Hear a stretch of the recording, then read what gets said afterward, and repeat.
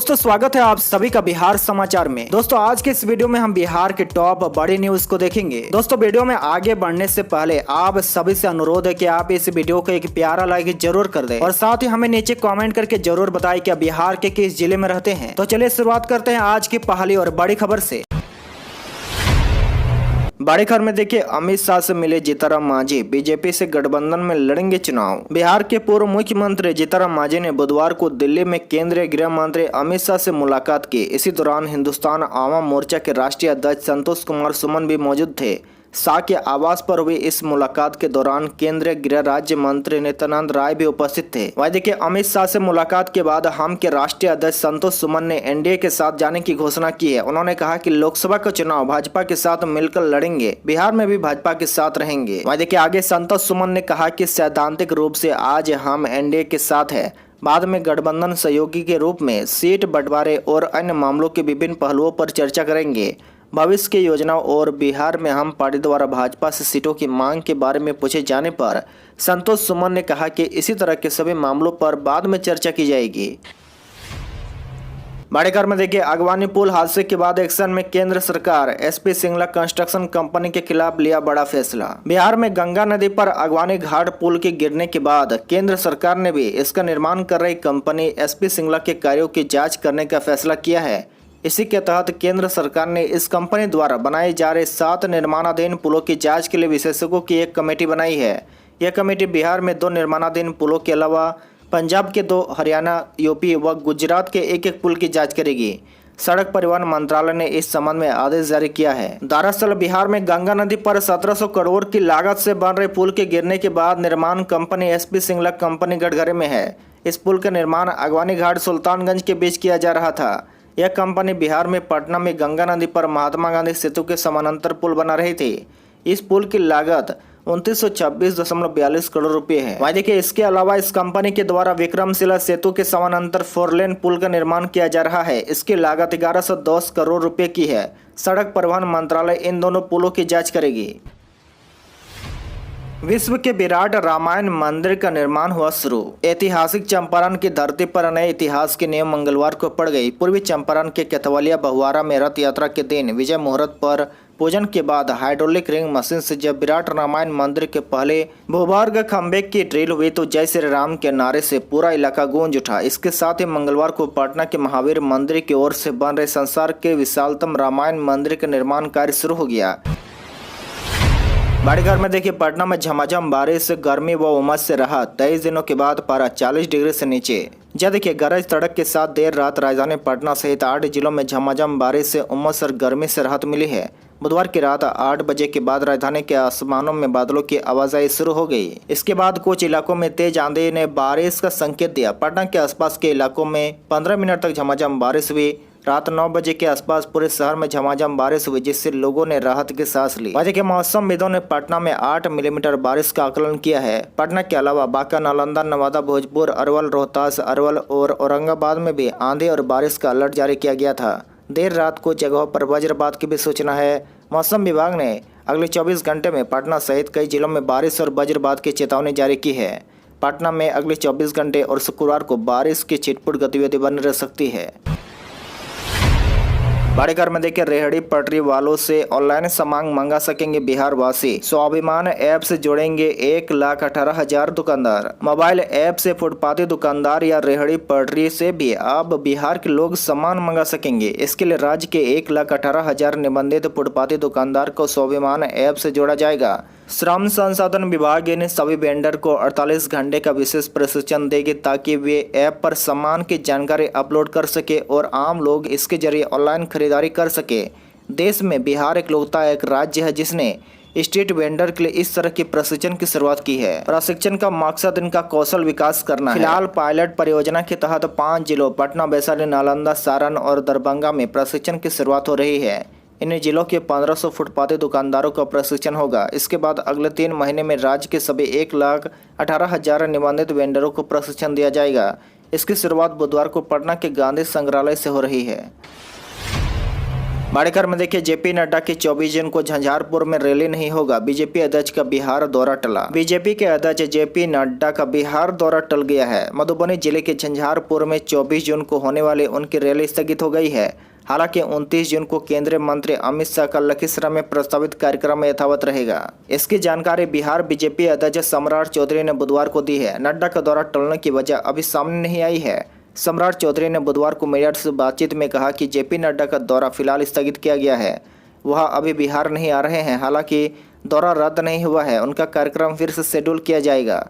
उन्होंने यह भी कहा है कि 29 जून को लखीसराय में होने वाले अमित शाह की सभा के कार्यक्रम में कोई बदलाव नहीं किया गया है।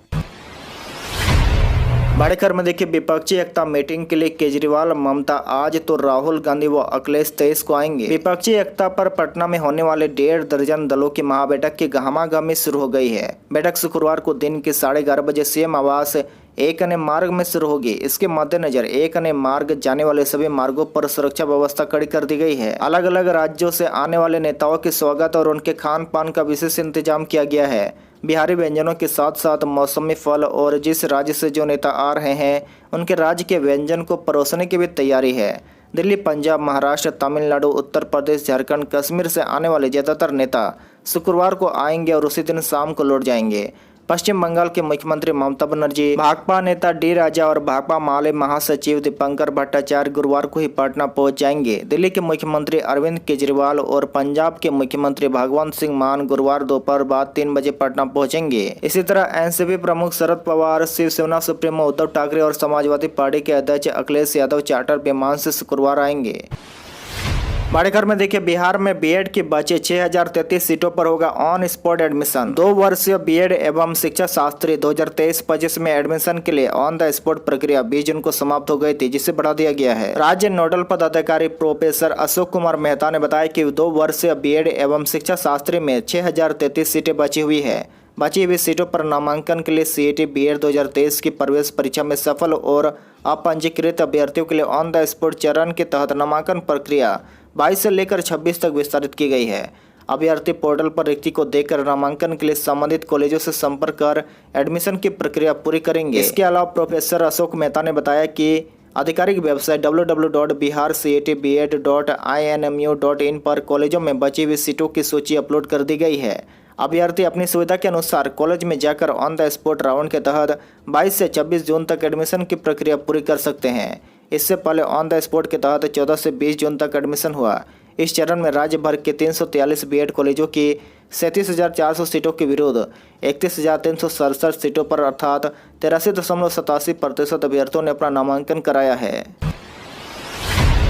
बड़े खबर में देखिए, बिहार के बड़े शहरों में हर दिन का सफर होगा आसान, परिवहन निगम चलाएगी सिटी बसें। बिहार के बड़े शहरों में अब लोगों को प्रतिदिन आवागमन करने में सुविधा होगी। इसके लिए परिवहन निगम द्वारा सिटी बस चलाने की तैयारी की जा रही है। परिवहन विभाग की बैठक में इस मामले में चर्चा के बाद निर्णय लिया गया है कि नवंबर से सभी जिलों में सिटी बस का परिचालन शुरू किया जाएगा, ताकि उन इलाकों के लोगों को भी कम दूरी तय करने के लिए बस सेवा मिल सके।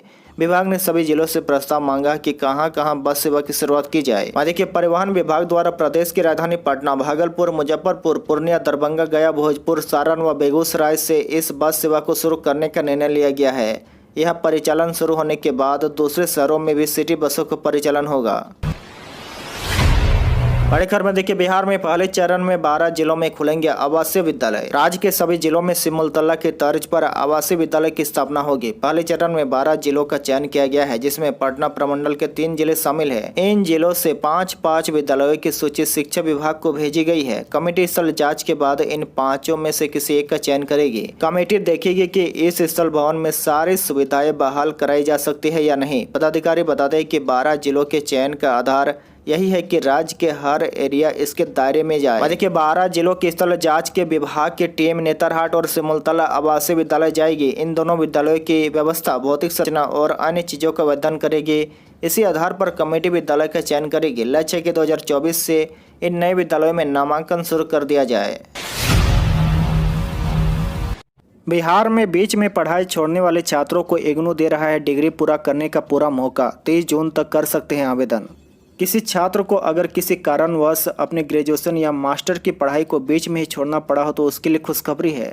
इंदिरा गांधी राष्ट्रीय मुक्त विश्वविद्यालय इग्नू द्वारा संचालित पाठ्यक्रमों में प्रवेश को लेकर आप अपनी डिग्री को पूरा कर सकते हैं। इसके लिए इग्नू द्वारा संचालित पाठ्यक्रमों में 30 जून तक ऑनलाइन प्रवेश ले सकते हैं। वहीं आपकी जानकारी के लिए बता दें कि इग्नू में अनुसूचित जाति एवं अनुसूचित जनजाति के छात्र छात्राओं को बीएससी आदि अनेक पाठ्यक्रमों में निःशुल्क नामांकन हो रहा है। नामांकन के इच्छुक अनुसूचित जाति एवं अनुसूचित जनजाति के छात्र छात्रा इग्नू की इस योजना का लाभ ले सकते हैं। इसके अलावा आपको बता दें कि इग्नू के सभी प्रमाण पत्र डिप्लोमा, पीजी डिप्लोमा, स्नातक कार्यक्रम यूजीसी से मान्यता प्राप्त है। बिहार में मार्च 2024 तक 8000 किलोमीटर बनेगी सड़क। जहाँ देखिए राज्य में 1,20,000 किलोमीटर लंबाई की ग्रामीण सड़कों में से करीब 1,12,000 किलोमीटर लंबाई में सड़कों का निर्माण हो चुका है। करीब 8,000 किलोमीटर लंबाई में मार्च 2024 तक निर्माण पूरा कराने का लक्ष्य है। करीब 17,000 किलोमीटर लंबाई में 8-10 साल पुराने सड़क जर्जर हो चुके हैं। इसे 2024 तक बेहतर बनाने की योजना है। वहाँ देखिए ग्रामीण कार्य मंत्री श्री यादव ने विभागीय अभियंताओं के लिए सौगात की भी घोषणा कर दी है। कहा कि सहायक अभियंता समेत सभी इंजीनियरों के लिए वाहन की सुविधा दी जाएगी। इसके तहत 534 बोलेरो, 138 स्कॉर्पियो व 6 इनोवा मुहैया कराई जाएगी। निजी भवनों में चल रहे विभाग के क्षेत्रीय कार्यालयों के लिए सरकारी भवन बनेगा। पंचायत सरकार भवनों में कनीय अभियंताओं की बैठने की भी व्यवस्था की जाएगी।